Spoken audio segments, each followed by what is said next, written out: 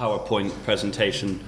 I basically have a sheet, and I'm pretty much just going to read from it because that's how I roll. Without God, anything is permissible. Dostoevsky's Ivan Karamazov apparently said this. I haven't read the book, don't know which one it's from. Wikipedia gave it to me. Oh, right. There we go. Anyway, this simple sentence, without God anything is permissible, sums up the theist's main fear regarding secularism, and not just political secularism, the idea that religion shouldn't influence politics, but philosophical secularism, the view that religion has nothing meaningful to say on ethics at all. The fear is simple enough to understand, that without a divine, eternal, moral authority, we would have no reason to be good people, or do good things, and the world would descend into chaos. In this brief talk, I want to make the following 3 points. Firstly, that morality is entirely independent of God. Secondly, that morality is possible without God. And finally, that disbelievers are more able than theists to lead moral lives. Let us look more closely then at the theist's argument as to why God is necessary for morality, as I did not quite do it justice a minute ago. Consider the law. Law exists and must have both a legislator, someone who sets the laws, and a judiciary, a judge who enforces them. In the theist's view, God fills both these roles, and thus law is possible. Some of you might have already spotted the problem, but if not, I'll make it very explicit now. Let's imagine that the UK government issues a law calling for all immigrants to be dragged to Leicester Square and slaughtered. That clearly would be a bad law. Now, I'm sure the mistake that the theist makes is clear, that they've confused morality and law. Laws can be good or they can be bad, but morality is what we judge them by. It's what says what is good and what is bad. Therefore, any law has to be judged by its conformity to this separate set of principles, morality.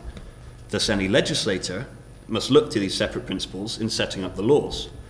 If God's laws are indeed good, then he must have appealed to these separate principles in setting his laws, and thus morality is separate from God. Plato, in the Erythro, realized this. And in his dialogue by the same name, his protagonist Socrates raises the following point, and I'm going to paraphrase it here.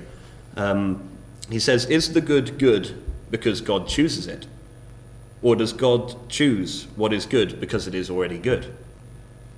If you accept the former, then God is arbitrarily setting laws, and they are not necessarily good, and we must appeal to morality to assess their moral worth.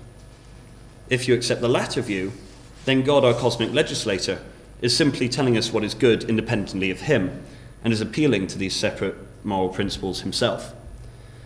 It's important to note at this point also that if one does happen to believe that something is good only because God wills it, then anything in principle is permitted, because God could choose whatever he wants to be his law.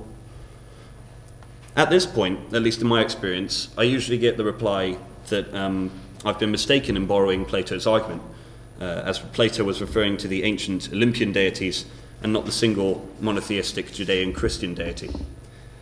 That is to say that the single monotheistic Judeo-Christian God is not just acting in accordance with what is good, but is goodness itself. Well, the same argument that Plato used with a little tinkering still applies. In this case, either God is good because goodness just so happens to be whatever God is, or God is good because he happens to have all the qualities of goodness. I'm sure you can see the analogy. In the first case, we again descend into the arbitrary. For whatever God is might not actually be good. For example, God could be a sadist, in principle. If one chooses the second response, then again, goodness is independent of God. For the properties of what makes a thing good can be specified without God, and it just so happens that God has these qualities and thus his goodness. I think I've managed to prove my first point now, that morality and goodness are independent of God. Anyone can still confuse, can ask me afterwards. It should be obvious also that a disbelief in God does not entail a disbelief in goodness or morality, because the two are completely separate. Goodness and badness right and wrong, being separate from God, can therefore be achieved and promoted without God.